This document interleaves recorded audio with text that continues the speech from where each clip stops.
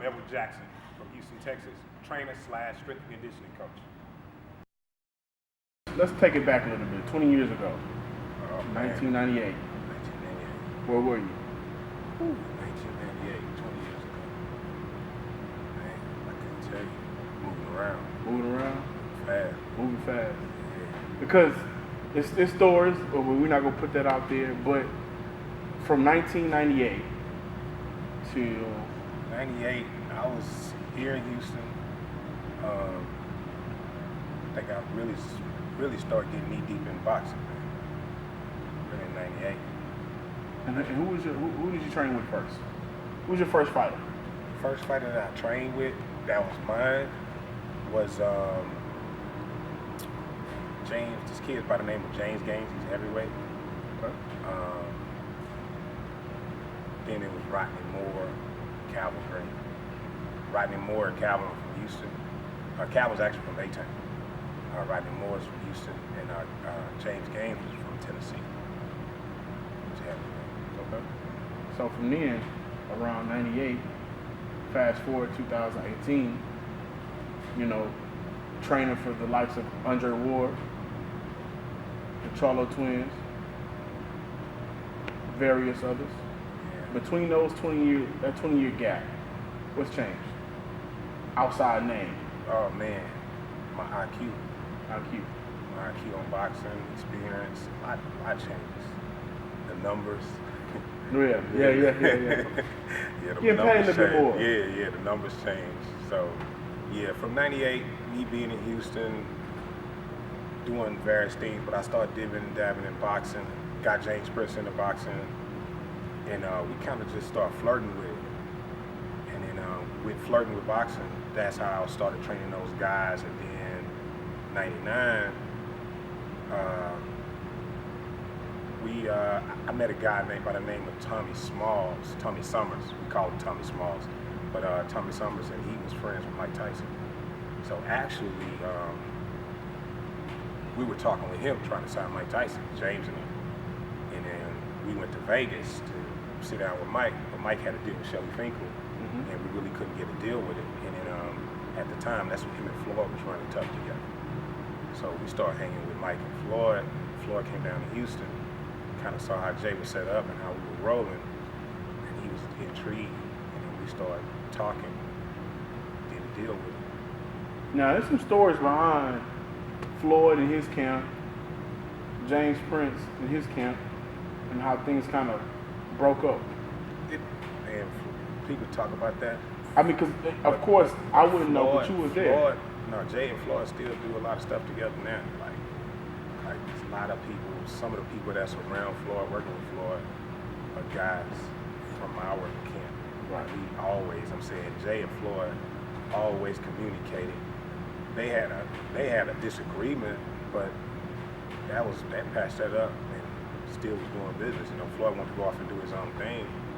They never had no problem with that.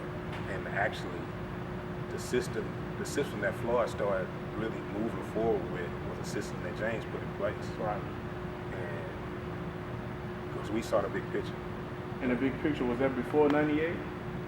No, the big picture was after 98. The big picture was like 04, 05. So 98 was really that deciding year to kind of move things forward to where you at right now. To kind of. Well, when we got in it, we didn't know how far we were going to get. In 98, when we started really flirting with boxing, we knew we wanted to get, James knew he wanted to get a world champion. And I knew the only way you can make money in boxing is have world champions. Yeah. So that was our thing, to get out, get world champions, work with Floyd, Roy, Winky Wright, Diego Corrales, Hasim Rockman, Bones Adams, Steve Forbes, Mark Too Sharp Johnson. Man, list. It's long. Yeah, it's a long list. My question to you is right now, I mean, you've been across the world. And we've had, private conversations about certain trips, you take on. And you're a humble guy. I remember one point you said you didn't even like first class or the jets. You were just, let me get to where I need to be. And train. A couple of fights, but a couple of trips. Winky used to try to put me on the jet, Floyd, and I was like, nah, just get me ready. I'm good. I don't really like them jets like that. Does that show in your trainer? Huh? Does your humbleness show in your trainer? What kind of trainer are you? I hate to lose. I hate to lose. I'm a sore loser, and I don't want to lose. So I try to train my guys the same way that I train. Everything I do, I try to be the best in it. Even when I play sports, I want to be the best. I've always been the captain on every team I've been on because I'm a leader. I'm not a follower. I don't do a lot of talking. I don't do a lot of talking. So, for instance, like in school, the bully of the school say, "Hey, I'm gonna get you after school." I just tell him, "No, you gonna get me right now." Right. So We ain't finna wait. We ain't finna wait. Ain't none of that waiting. Nah, we gonna get it on right now. So it's just I'm about doing. So I'm the same way with my fighters. Like I'm gonna push them. Now, me being an athlete, I know the ones that I can push real hard are the ones I got to take them around the corner just to get them where I'm trying to get them to, because I can't push them like that. Yeah. So, you just got to know people, know your athletes. The ones you can take straight down that hard road. And they cool with it. They cool, they love it. They know they got the same, don't want to lose. Gotta do whatever it takes. Dre, Charlo, both of them, Harris Lundy Lara, they the same way. Dudes do not want to lose. Miguel Flores, he's another kid. He's from Houston, Spanish kid. I have to beat him out the gym, beat him off the track, go home, go, take a day off. Those dudes don't want to. So Andre is from Oakland, right? Yeah. That's a fighter from California. You've dealt with fighters from across the country. Right. What do fighters in Houston have that others may not have? Or are the fighters in Houston right now, are they either above and beyond, or do they got some catching up to do as a whole? No, they just like, I like to use top guys, like Jamal.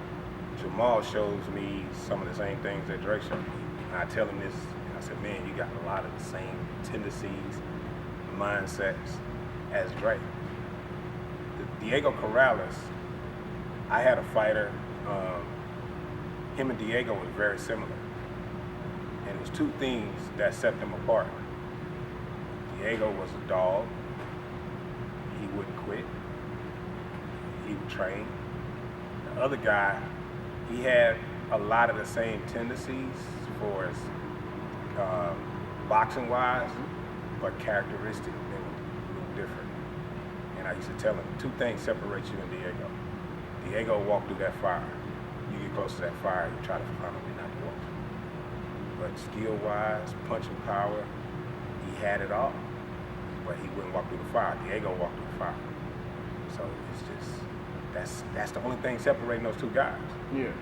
So it's saying that to say this. In Houston, we got the same guys they got in New York, California, DC, St. Louis, Miami. We got the same guys. But we got some guys that's like their best guys. We got our best guys. Juan Diaz, who walked through the fire. Reggie Johnson from Houston, he'll walk through the fire. George Foreman, he'll walk through the fire. The Charlo twins, they'll walk through the fire. Earl Spence down in Dallas, he'll walk through the fire. It's a fighter right there. Oh, he real. That's a fighter. Yeah. So with all these guys you're training, who's your favorite? Oh man, It's a lot. 20 years It worth. depends on what you're saying favorite of. Like, So let's get to it. you got personality favorite and Right. you got fighting. Those are two. Like my favorite fighters, Winky was one of my favorites. That was one of my favorites. Diego's one of my favorites. Floyd's one of my favorites. Roy, Dre, those guys, I got a lot of favorites because they all possess a lot of the same characteristics and skills. But you gotta pick one. Well, who I had the most fun with. See, that's Yeah. how I pick. I had the Okay. most fun with. Top two. Man, I gotta say, so far I can't include Charlo because he's young. He's still young. The ones I had the most fun with in my Fighter. career, yeah, he's a hell of a fighter. The one that I had with just the most fun this far in my career, I would say, and I can't pick one. I gotta give you, they all tied. I'm gonna say Diego, Dre, and Wink. I had the most fun. And the reason why, personality. Right. Personality. Yeah, and with Andre Ward, he's so likable. If you put the on the outside looking in, if you put the camera in front of him, he's very likable. The reason why I had more fun, I'm gonna tell you, Diego and Dre different. I had more fun with Diego because of his personality, for his being likable. I had fun with Dre because he's not likable. He's mean. A lot of people don't know that. See, and like I just said, outside looking in, you put the camera on him. Dre the meanest fighter I ever worked with. A lot of people don't know that. He's mean. And that's what I loved about him. That's why I had more fun with him. Because he's mean. That was fun for me. Right. He come back to the ring, to the corner, and we was fighting Kessler. He hit Kessler with a 1-2-1. And Kessler's eyes got this big. He came back to the corner. I said, I saw Dre say something to him. And I said, what you say to him, Dre? He said, I told him he didn't know it was gonna be like this, did he? You've been here a long time. 20 years, like I keep saying it, but it's big because 20 years in a state that's predominantly known for like football.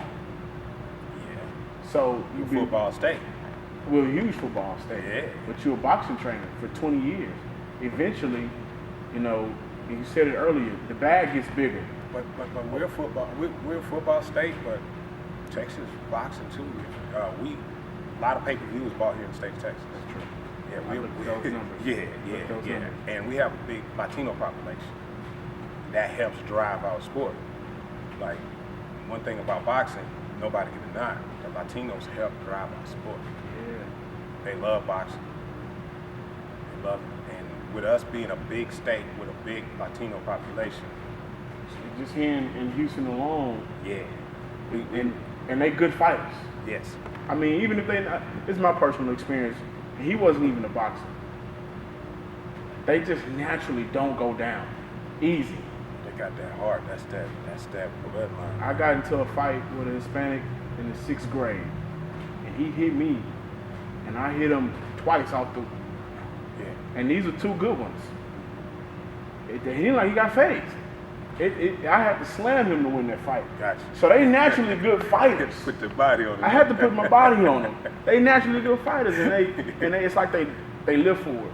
Yeah, Because they love it. It's the bloodline, man. a lot of the Mexicans, Hispanics, you know, Latin Americans, Yeah. they come to the country and they already have a couple strikes against them. Yeah. Because a lot of times, you know, and we're seeing it right now, they want to build a wall, you know, keep them out. Right. But they have that, you're not going to show me up. That's why they work so hard. And I see that in their fighting. I'm not finna go down. And if I go down, they're going to be easy. That's the bravado, machismo. That's the, you know, they got that manly thing that you gotta fight to the death. Yeah. See, I Diego love was it. like that with the Castillo one fight. That was one of the things. Like, we had a plan for him to box, and Bob Arum said something at the press conference that flipped the switch on the Diego, where we spent the whole camp training to box this dude. And He came out fighting. He came out, touched gloves, and they went nose to nose from round one. Yeah. And I was telling Joe Goosen, who was the head trainer for Diego at the time, and Joe was arguing with the commission dude who was sitting all up on him. He arguing with him, and I'm steady hitting Joe's like, Joe, chill. You see what's going on? Because he was fighting a fight that we didn't, that wasn't our game plan. Yeah. And it started from the first second of the bell. They touched gloves, straight to each other. And that's that machismo. Bob said that with Diego being a Mexican, he said that Diego couldn't beat one of his Mexicans, a real Mexican. And that touched on something. What's a real Mexican? He's straight Mexican. Diego Oh. was half Colombian, half Mexican. His mom is Mexicano, dad Colombiano. Oh. So that kind of teaches, I'm gonna show you I'm a real Mexican. So It's he like took calling that- black people like a mulatto or something like that. Yeah, that's watering you down. So Mm. what Bob knew what he was doing. He's a gamer. He's been in this game a long time. He knew what he was doing. He's trying to, playing gamesmanship. But it worked. It made Diego come out and fight, not the fight we wanted to fight. But it ended up being a great fight, one of the greatest fights in the history of boxing. Do you think you're gonna ever get your own gym? A lot of people ask me that about I getting a gym. actually, and I think we had a conversation about that before because right now, I mean, you just finished with Andre Ward last year, right? Yeah. Before he Yeah, retired his tough last fight, fight. right. And you with the Twins now, and you with other fighters. Those are just some of the notable ones people can ring out to right now because they're hot and they're good fighters. Right. And Andre Ward was a great fighter. But your money getting bigger. Over the See, course of time, do you yeah. think that, you know what, I need to stop going places? I want people to come to where I'm at. You That's- fly that's- out here to Houston. Right. I do have people come to me about that. I had guys come from Chicago to here. I have guys come from Florida down here. I have guys come from California down here. But when you get picked up, you got a guy like Ronnie Shields or Virgil Hunter who have other fighters, and you have good chemistry with these trainers, and they say, hey man, I need another good guy in the corner that knows boxing, and Which you he's do. a pretty good strength and conditioning coach, and he works great. He doesn't, I work well with him. It's hard for me to turn that money down and settle down in Houston when I can go out and make more money, and I have no overhead, and I'm anal retentive. Like, if I got my own gym and I left somebody to watch my gym, If they don't do it right, they're not gonna watch it like I'm gonna watch it. They're not gonna work my guys the way that I'm gonna work it. I don't like guys to tell me they ran. I like to see them. I like to see what they do. And then also too, with the way that my program is an eye-on type of program. Something that I can't tell you how to do it. You gotta learn, experience. So certain things, when I pull back, I add to certain things with a fighter, it's off of eye. So, and I can't teach that to nobody. They gotta learn it from doing experience over the years. And they gotta know this game. So, what's one of the key things you picked up in boxing so far? one of the key things that I picked up is that Something you hold on to. that guys be overtrained. That's one of the things that I learned over the years. Because I used to train the same way. I was taught the same way. You go every day, you go hard. If you're tired, that means you need to run more. You tired sparring, that means you need to do more rounds. That's what we were taught. And taught wrong. And when a fight come around, You did. You still tired you from flat. And you tired being overtrained, under nutrition, and out of shape. They look the same. They look the same, but they're not the same. You gotta make a spot. Some people can. I'm not the only one that can spot that. A lot of people in boxing can spot when a guy is flat. When he's tired, if you know what you're looking at, you can kind of tell. He flat, or you can tell he tired. But they kind of look the same though. But to the fighter, it's the same thing. He's tired, he's gonna be breathing heavy. He's flat, he's not gonna be breathing heavy, but he's gonna look as if he's tired. But he's not gonna be breathing heavy. He's overtrained. He's in shape, but he's over. He's over. And you don't know how many days it takes a guy to come back. to the point where you need to be. Exactly. And I've never thought about that in the sense of boxing because I've always appreciated the art of it, and what goes into that is a good trainer. Yeah. And so you see it differently from what outside people see it. Yeah. I'm seeing it either on the screen or if I have time to go to a fight, then I can start seeing it. But you probably seen it in the first round. Yeah. I see something in this first round. Yeah. And then second, third round, it's gonna keep being more noticeable as the fight goes on. Any young fighters we need to be looking out for? Oh, young fighters. Not Shakur Stevenson, Olympian. That was nice. Kenneth Sims Jr. He's a real good young guy. He has one loss, but he had a health deficiency and he fought anyway, which he shouldn't have fought. He probably should have pulled out, but he went ahead with the fight because he a dog. He's fighting Montana Love, who's another young guy who's really good. Actually, they should both be undefeated. But Sims has one loss. Montana has no losses. He's undefeated.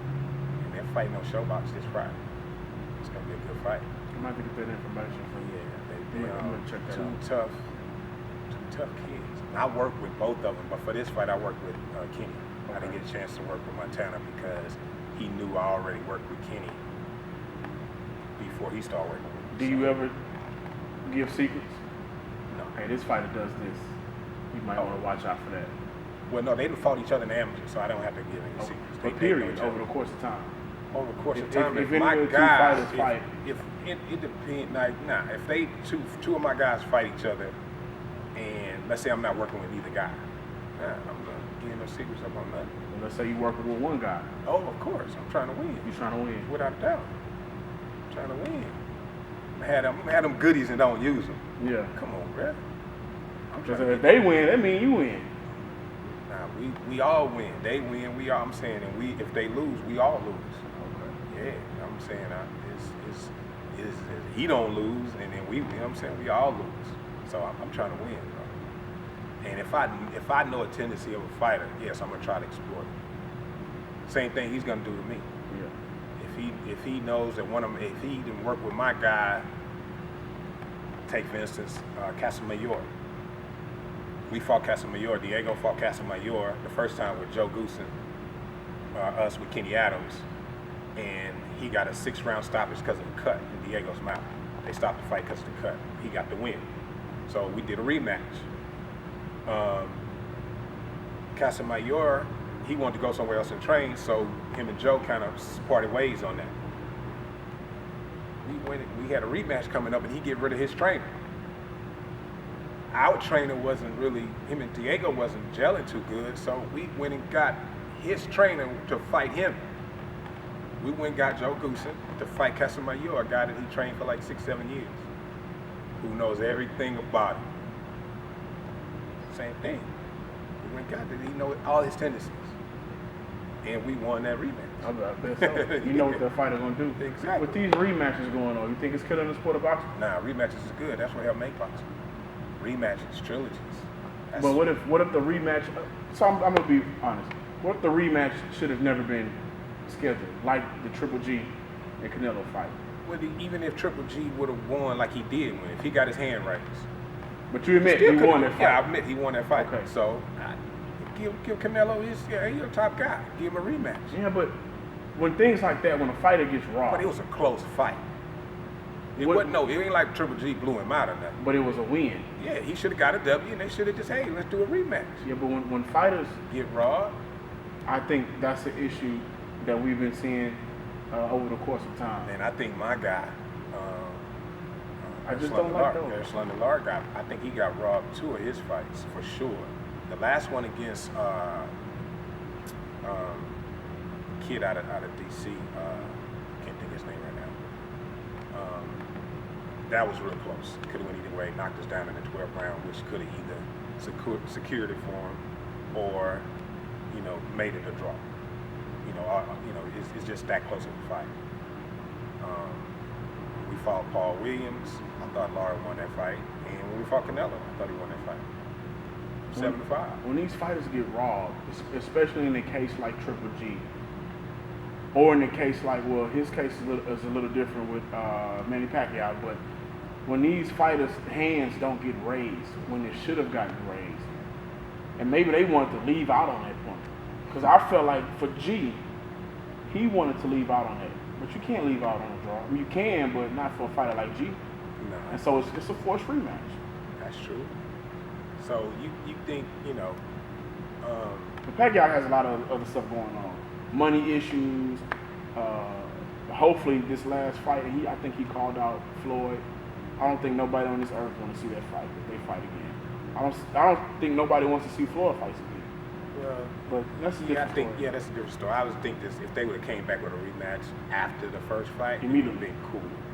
Now I don't think nobody cares. Man. So it's time to probably kill it, maybe. that, and then both of the fighters' ability has diminished, especially Pacquiao. Right. But, and I'm only speaking for people who thought Triple G won, and there was a lot of rumors that maybe his wife wanted that to be his last fight because she was tired of him always being out. There's a lot of stuff going on with that. But when a fighter gets robbed, and then a rematch is scheduled, to me, I personally don't want that. Am I gonna watch it? Yeah, I'm gonna watch it. That's good.